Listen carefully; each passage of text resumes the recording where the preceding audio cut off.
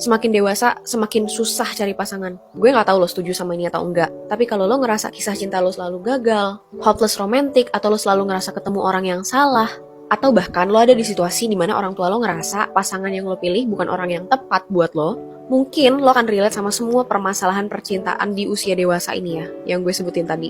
Dulu tuh gampang banget dapet pasangan. Mungkin karena filter kita tuh juga dikit gitu ya. Karena semakin dewasa tuh semakin banyak faktor pertimbangan untuk memilih pasangan. Kitanya cocok, tapi gak dapet restu keluarga. Kesamaan value, tujuan hidup, bahkan perbedaan background keluarga, itu juga bisa jadi masalah kalau lo pengen melangkah ke jenjang hubungan yang lebih serius. Gue pengen nanya deh, pandangan lo soal konsep perjodohan. Lo setuju atau enggak? Bayangin misalnya lo punya pacar nih, tapi lo dijodohin. Gimana perasaan lo? Mungkin gak lo bakal mau dijodohin dan ninggalin pacar lo yang sekarang? Karena lo berpikir pilihan orang tua lo lebih baik daripada pilihan lo sendiri.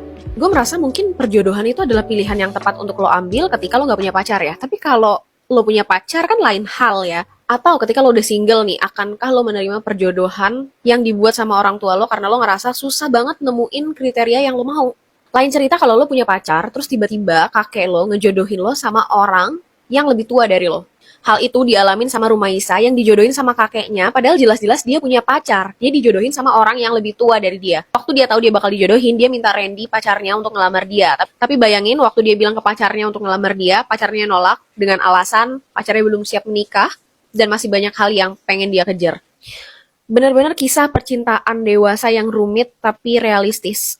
Lo bisa baca kelanjutan ceritanya How to be Marriage di Karya Karsa, tempat gue biasanya baca novel online, karena di sana tuh lengkap banget novelnya dari berbagai genre. Dan menurut gue, baca novel tuh bisa melatih otot empati lo dari cerita dan pembawaan si karakter-karakter dalam novel tersebut. Lo bisa download aplikasi Karya Karsa, karena di dalamnya itu banyak banget karya tulis yang menarik. Mulai dari komik sampai series. Bahkan lo tuh bisa nonton sine mini atau video series pendeknya. Seru banget kan?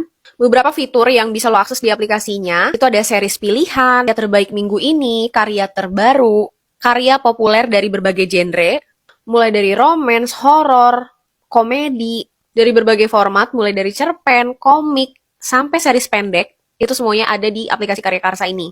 Buat lo yang mau mulai baca, lo bisa banget download aplikasi Karya Karsa ini di App Store atau Google Play Store ya. Karena pilihannya juga banyak, tinggal lo sesuaiin aja sama preferensi lo.